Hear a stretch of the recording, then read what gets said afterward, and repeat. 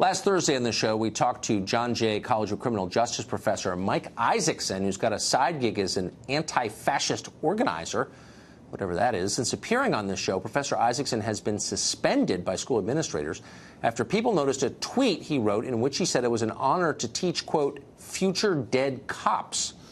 That tweet was so over the top that it brought New York police and Bill de Blasio, the mayor there, together for the first time in a long time denouncing it.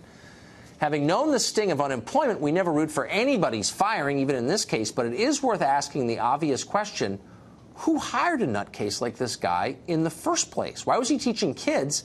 And more pressingly, and this is relevant to you, how many people just like him are still out there teaching your kids right now? Answer, a lot of them.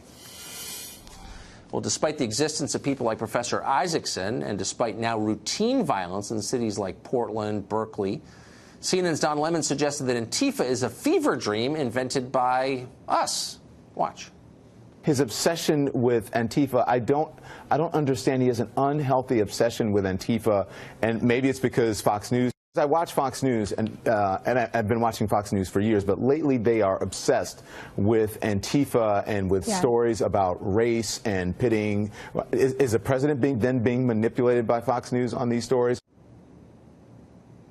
Old Don Lemon. Love Don Lemon. But he's not alone, by the way. Whoopi Goldberg of The View says Antifa isn't merely overblown, it's an outright fabrication. Watch. Antifa is one of those things that, I don't want to say the right, but somebody came up with as a catchphrase so that you could say, you know, oh, there is violence on the other side. But I don't remember violent demonstrations before the gentleman who's in now got in. But oftentimes I've found that sometimes the side that is scratching the loudest has sort of orchestrated this so they can bitch about it.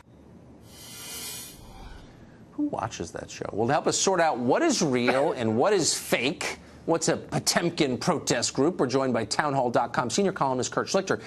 Kurt, is it possible, and I've actually heard people suggest this, some elected officials, that Antifa, beneath the masks, they're all townhall.com readers? Well, yeah, I mean, I like to mask up and go beat people in the head with a bike lock.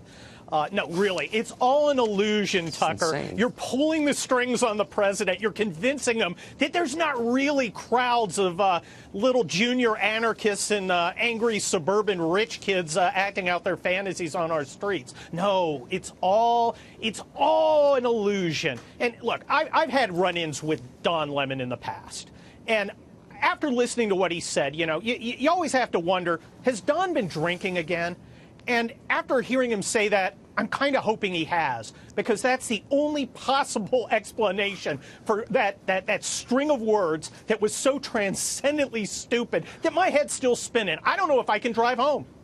So I've always, I can't help myself. I like Don Lemon. I still like Don Lemon, but I don't think he's responsible for what he said. But there's a conservative radio show host who took a ton of heat for suggesting that one tragedy was, you know, made up, that there were actors involved in it. I hear mainstream media figures basically making the same argument right here, that this is some conspiracy, that these left-wing agitators, violent ones, are actually right-wingers. It seems every bit as insane to me.